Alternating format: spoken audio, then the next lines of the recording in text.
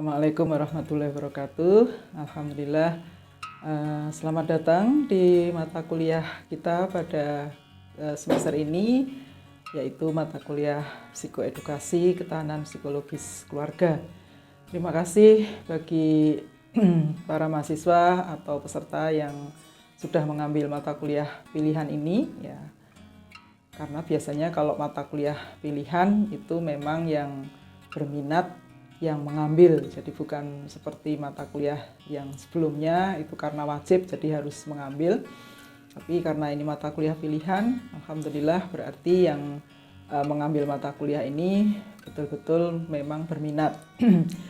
Jadi kita menyelenggarakan mata kuliah ini, Psikoedukasi Ketahanan Psikologis Keluarga, itu salah satu agenda dari apa yang disebut dengan pembangunan berkelanjutan atau Sustainable Development Goals. Ini merupakan agenda PBB, ya, yang untuk mencapai, ya, kesehatan atau kesejahteraan yang lebih baik, ya, di mana Indonesia itu juga terlibat di dalam program itu.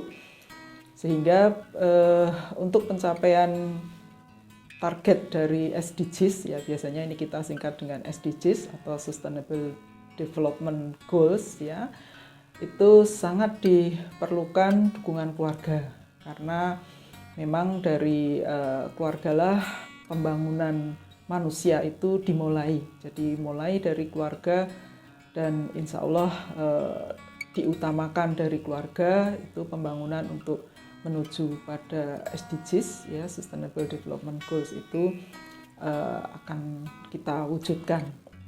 Nah, itu salah satu tujuan dari pengembangan mata kuliah ini. Selain itu juga kita ingin bagaimana mahasiswa itu ikut berkontribusi, berperan serta di dalam menyiapkan keluarga, sehingga dalam mata kuliah ini tidak hanya kita memberikan konsep-konsep terkait dengan SDGs dan keluarga, tetapi juga bagaimana untuk mewujudkan keharmonisan keluarga, di mana ini menjadi pilar pembangunan yang sangat penting, itu nanti akan kita wujudkan.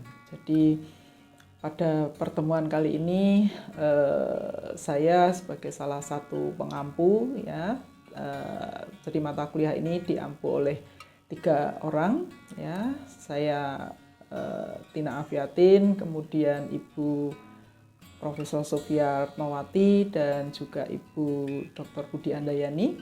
Nanti akan bersama-sama selama 1 semester ini berkolaborasi, bekerja sama, dan belajar bersama dengan para mahasiswa. Nah, untuk pertemuan pertama ini nanti akan kami jelaskan dulu tentang apa learning outcome yang akan kita harapkan, kemudian juga nanti bagaimana materi pembelajaran itu kita fasilitasi, metode belajarnya seperti apa, kemudian juga terkait dengan bagaimana proses pembelajaran itu akan kita laksanakan, ya, termasuk juga bagaimana evaluasi atas capaian pembelajaran ini. Jadi semacam pengantar demikian, dan juga kontrak pembelajaran ini nanti yang akan kita laksanakan, ya, pada pertemuan kali ini. Jadi insya Allah nanti kita akan bertemu selama 14 minggu, ya. Nanti masing-masing pertemuan akan dijelaskan, ya, untuk tujuannya, kemudian materinya apa saja, bentuk tugasnya seperti apa.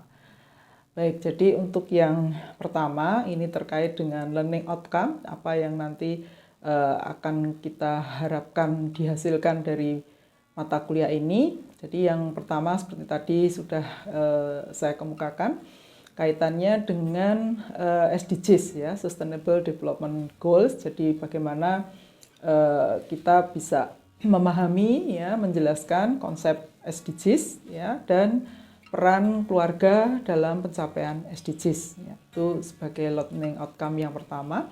Kemudian learning outcome yang kedua itu juga kita memiliki keterampilan psikologis sebagai hal yang penting, ya, untuk mewujudkan keluarga yang harmonis. Kemudian yang ketiga kita memiliki bekal ya untuk mampu memberikan psikoedukasi digital ya tentang penguatan keluarga. Jadi nanti harapannya setelah para mahasiswa itu mendapatkan bekal dari mata kuliah ini, selanjutnya mahasiswa juga akan merancang ya melaksanakan psikoedukasi penguatan keluarga. Nah, tentu saja nanti di dalam proses pembelajaran kita akan memberikan contoh-contohnya dan juga praktek-prakteknya ya agar kita mampu memiliki keterampilan psikologis itu ya untuk kita juga bisa membuat psikoedukasi untuk penguatan keluarga. Kemudian yang keempat ya, ini nanti ada praktek ya, jadi menyusun pelaksanaan psikoedukasi digital dan juga menyusun laporannya sehingga nanti apa yang sudah dihasilkan dari mata kuliah ini bisa dimanfaatkan tidak hanya oleh para mahasiswa ya tetapi juga untuk masyarakat luas. Jadi nanti hasil dari psikoedukasi digital itu bisa kita unggah ya misalnya di YouTube ya atau di media sosial lain atau di kanal pengetahuan psikologi ya sehingga kemanfaatannya bisa dirasakan oleh tidak hanya mahasiswa tapi juga masyarakat luas ya. Nah, itu tentang learning outcome-nya. Nah, kemudian apa saja cakupan materi mata kuliah ini? Jadi untuk bisa mencapai learning outcome ya seperti yang tadi sudah saya jelaskan. Jadi yang pertama nanti kita akan memahami untuk mempelajari tentang konsep Sustainable Development Goals itu seperti apa dan juga bagaimana peran keluarga untuk mewujudkan SDGs tersebut ya. Itu untuk materi yang pertama, mungkin pertemuan 1 dan 2 ya, itu akan meliputi materi tersebut.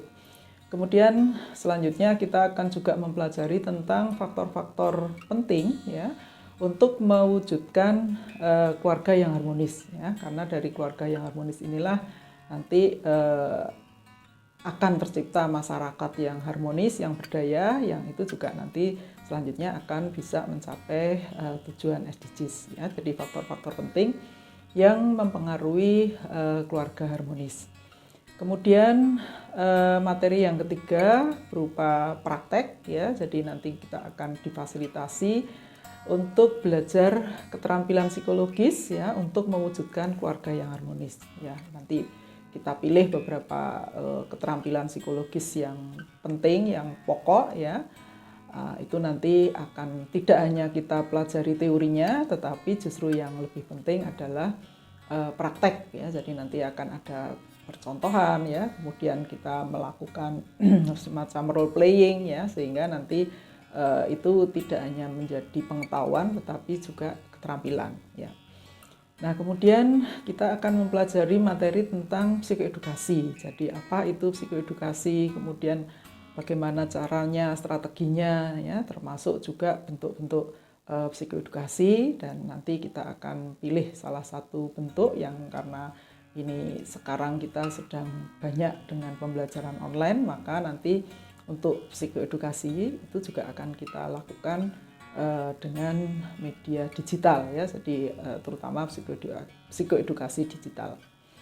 Nah, kemudian juga setelah kita tahu konsep psikoedukasi, strateginya, macam-macamnya, itu kemudian akan menjadi bekal kita untuk merancang ya satu bentuk psikoedukasi digital ya untuk mewujudkan penguatan keluarga ya tadi atau keluarga yang harmonis yang selanjutnya juga akan menunjang tercapainya perwujudan SDGs ya khususnya di Indonesia ya karena SDGs ini universalitas ya itu meliputi di seluruh negara ya. Nah, untuk mencapai itu semua nanti kita akan wujudkan dalam satu alur proses pembelajaran ya. Jadi mungkin pertemuan 1, 2, 3 sampai 4 kita masih banyak mempelajari tentang konsep SDGs dan juga peran keluarga, kemudian terkait juga tadi faktor-faktor untuk membangun keluarga harmonis. Nah, dari hal yang sudah kita ketahui tentang faktor apa saja untuk membangun keluarga harmonis, maka kita kemudian akan merumuskan ya beberapa faktor penting dan itu akan kita fasilitasi dalam proses pembelajaran ya, tadi seperti yang saya kemukakan. Jadi dengan kita sendiri mempraktekkan ya. Nah, dari hasil praktek ini kemudian kita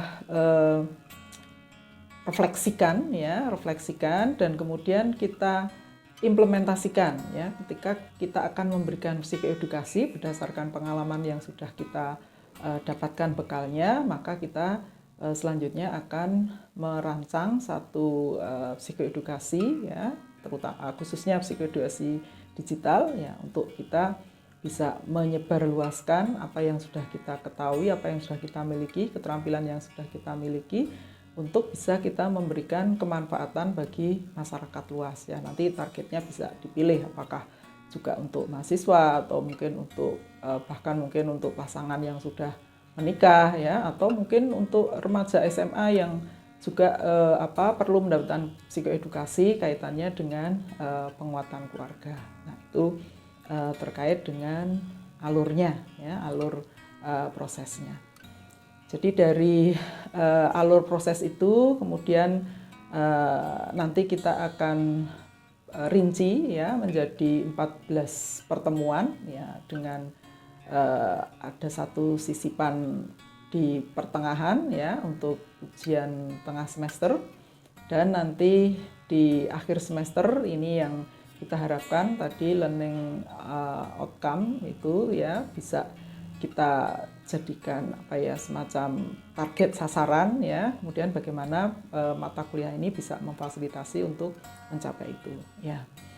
Jadi selanjutnya saya akan jelaskan ya materi apa saja yang akan kita pelajari dari pertemuan ke pertemuan. Jadi nanti insya Allah kita akan ada 14 pertemuan.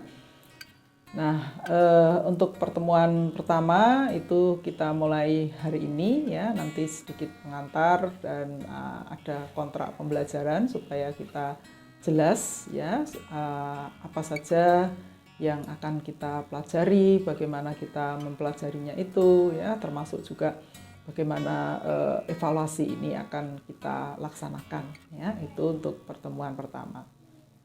Kemudian pertemuan kedua ya itu tentang Sustainable Development Goals ya, dan peran keluarga untuk mewujudkan SDGs. Ini nanti insya Allah akan disampaikan oleh dosen tamu. Jadi kita akan mengundang 2 dosen tamu selama pertemuan itu, sehingga diharapkan ini nanti bisa memperluas wawasan kita, memperluas mungkin kita bisa belajar dari pengalaman-pengalaman para expert yang sudah banyak berkecimpung di dalam program-program SDGs ya, dan juga program-program penguatan keluarga.